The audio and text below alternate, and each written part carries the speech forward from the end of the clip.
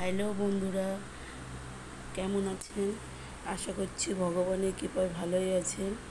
আমি মিনা মজুমদার।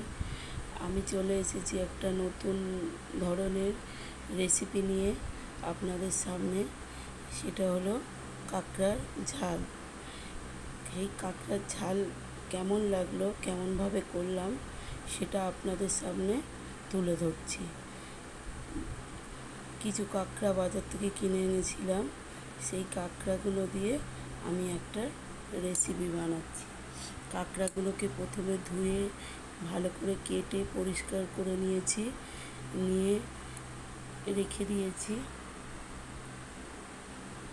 তারপরে এখানে দেখতে পাচ্ছেন কিছু আলু, বেগুন, পেঁয়াজ, কাঁচা লঙ্কা, টমেটো কেটে নিয়েছি।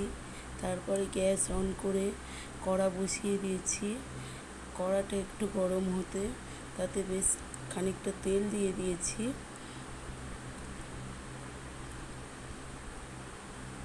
এবার তেলের মধ্যে দিয়ে দেব পেঁয়াজ। পেঁয়াজটাকে ভালো করে একটু লাল লাল করে ভেজে নেব। একটু লাল লাল করে ভাজা হয়ে এলে তার মধ্যে দিয়ে দেব কেটে রাখা আলুগুলো।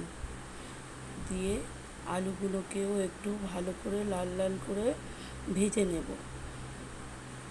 লাল লাল করে ভেজে নেওয়ার পরে তাতে এবারে তুলে দেব কাটা বেগুনগুলো দিয়েও একটু ভেজে নেব।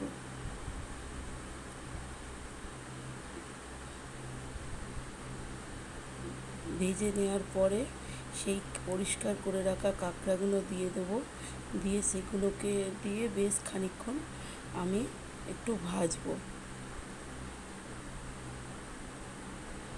ভাজা হয়ে এলে তাতে একটু পরিমাণ মতো নুন দিয়ে দেব।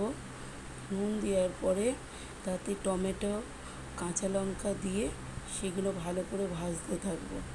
ভাজার পরে তাতে লঙ্কা, হলুদ ও জিরে গুঁড়ো 1 চামচ করে দিয়ে দেব। দিয়ে বেশ খানিকটা ভাজা ভাজা হয়ে গেলে তাতে একটু জল দিয়ে কষতে থাকবো। কষা হয়ে এলে একটু তেল ছেড়ে এলে, মশলার গায়ে থেকে তেল ছেড়ে এলে তাতে দিয়ে দেব সামান্য অল্প করে জল। দিয়ে একটা ঢাকা দিয়ে রেখে দেব। তারপরে রসটা শুকিয়ে এলে তাতে দিয়ে দেবো একটু ধনে পাতা কুচানো ছড়িয়ে একটু নেড়ে নেব। নিতেই আমাদের রেডি হয়ে যাবে কাঁকড়ার ঝাল।